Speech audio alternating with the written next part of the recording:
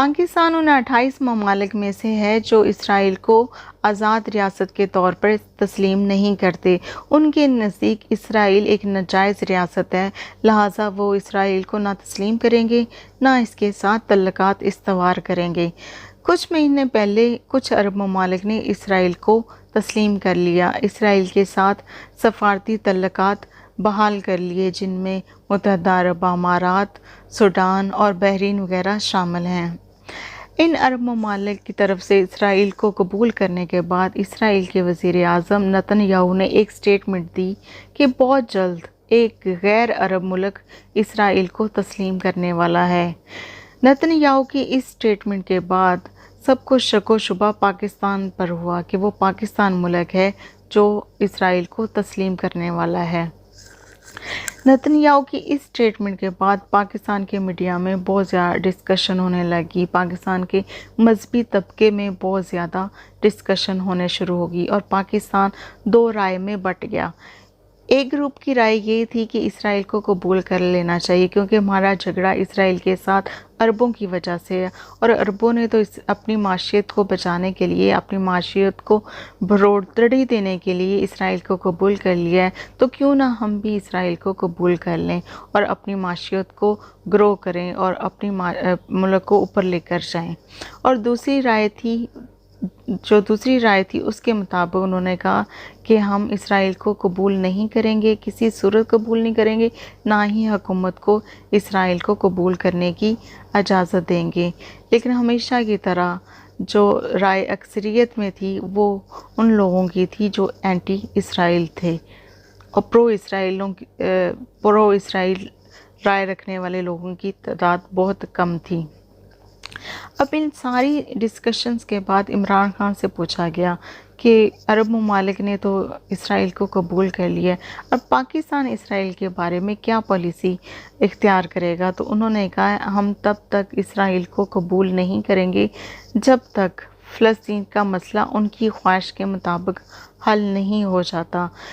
इमरान खान की इस स्टेटमेंट के बाद दूध का दूध पानी का पानी हो गया कि पाकिस्तान इसराइल को कबूल करने वाला नहीं है।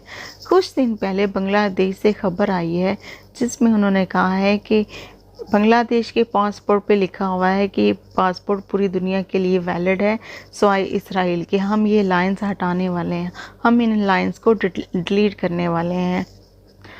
इनके इस फैसले के बाद इसराइल ने इसको खुशाइन करार दिया और इस फैसले को बहुत ज़्यादा अप्रिशिएट किया और इस फैसले पर खुशी का इजहार किया।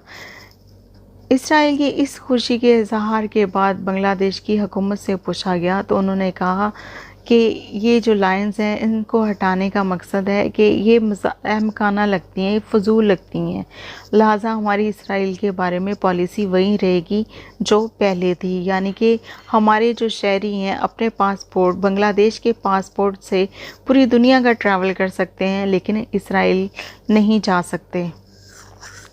लेकिन कुछ हलकों का कहना है कि बांग्लादेश इस इक़दामात के बाद इसराइल को कबूल करने वाला है। बांग्लादेश ने ये इक़दाम इसलिए उठाया है कि पहले हम पासपोर्ट से ये लाइंस ख़त्म करते हैं और अपनी आवाम का रिएक्शन देखते हैं, अगर कि रिएक्शन किस नौइयत का है, ये मॉडरेट रिएक्शन है या शदीद नौइयत का है, फिर उसके मुताबिक हम आगे पेशकदमी करेंगे। अब बांग्लादेश की हुकूमत का फ़ैसला उस वक़्त आया है, आप टाइमिंग चेक करें, जब फ़लस्तीन और इसराइल के दरमियान जंग हो रही थी। इसराइल ने फ़लस्तीनियों पर हमला किया हुआ था। इसराइल की जानिब से फ़लस्तीन पर रॉकेट बरसाए जा रहे थे, मिसाइल हमले किए जा रहे थे और मासूम इनोसेंट फ़लस्तीनियों को बेदर्दी से शहीद किया जा रहा था। फ़लस्तीनियों का इंफ्रास्ट्रक्चर तबाह किया जा रहा था, फ़लस्तीनियों की बिजली सप्लाई रोकी जा रही थी, पानी को रोका जा रहा था। इन हालात को इस जंग पर पूरी दुनिया में इसराइल के ख़िलाफ़ मुज़ाहरे हो रहे थे, लोग सड़कों पर आए हुए थे और बांग्लादेश में तो तूफ़ानी एहतजाज हो रहा था, यानी कि लोगों की बहुत बड़ी तादाद इन एहतजाज में हिस्सा ले रही थी। तो ऐसे वक्त में बांग्लादेश की हुकूमत ने ये फ़ैसला किया है, तो आप देखते हैं कि फ़्यूचर में इनको किस किस्म की मज़ाहमत का सामना करना पड़ रहा है, क्योंकि इसराइल चाहता है कि ज़्यादा से ज़्यादा मुस्लिम ममालिक इसराइल को कबूल करें, क्योंकि इसराइल की ज़िद मुसलमान है, इसराइल को ख़तरा मुसलमानों से है।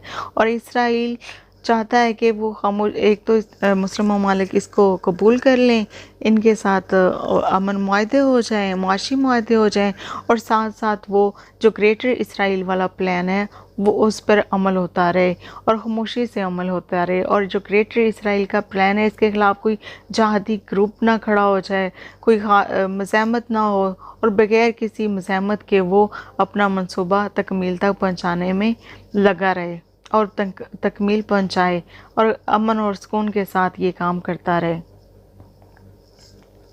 लेकिन हालिया जंग जो इसराइल और फ़लस्तीन के दरमियान हुई, तो इसमें जिन ममालिक ने इसराइल को कबूल किया उनके वज़रा ख़ारजा ने OIC में शिरकत की और इसराइल के ख़िलाफ़ मज़ाहमती बयान दिए और कहा कि इसराइल फ़ौरी जंग बंदी करे, इसराइल फ़लस्तीन के ख़िलाफ़ जारियत को रोके। तो ये जो मुस्लिम ममालिक हैं ये अब नज़रसानी कर रहे हैं कि आगे हम जो तल्लुकात हैं उनको आगे लेकर जाएं या ना लेकर जाएं, क्योंकि इसराइल ने फिर खून खराबा शुरू कर दिया है। और जो फ़लस्तीन वो भी अरबों का हिस्सा है, और जो ग्रेटर इसराइल वाला प्लान है वो भी मुस्लिम ममालिक की सरज़मीन है कि वो मुस्लिम ममालिक को इनकी सरज़मीन से धकेला जाए, इस पर कब्ज़ा किया जाए और ग्रेटर इसराइल बना दिया जाए, ताकि जो इसराइल का ख्वाब है ग्रेटर इसराइल बनने के बाद इसराइल आलमी क़ुव्वत के तौर पर उभरे और दुनिया की सुपर पावर बने और दुनिया को अपने कंट्रोल में ले और पूरी दुनिया को अपने इशारों पे नचाए। बांग्लादेश की जो हसीना वाजिद है ये सेकुलर माइंड की हुक्मरान है और ये चाहती है कि बांग्लादेश पूरी तरह एक सेकुलर स्टेट बने, और इनके लिए इसको सेकुलर स्टेट बनाने के लिए उन्होंने काफ़ी इक़दाम किए हैं। बहुत ज़्यादा मजहबी स्कॉलर से उनको इन्होंने फांसी लगाया, बहुत ज़्यादा मजहबी स्कॉलर को जेलों में डाला, उन पे टॉर्चर किया ताकि बांग्लादेश को सेकुलर स्टेट बनाया जाए, इसको मजहबी रंग ना दिया जाए। लेकिन वो ये सब कुछ करने के बावजूद भी अपने मिशन में कामयाब होती नज़र नहीं आई, वो अभी तक नाकाम है।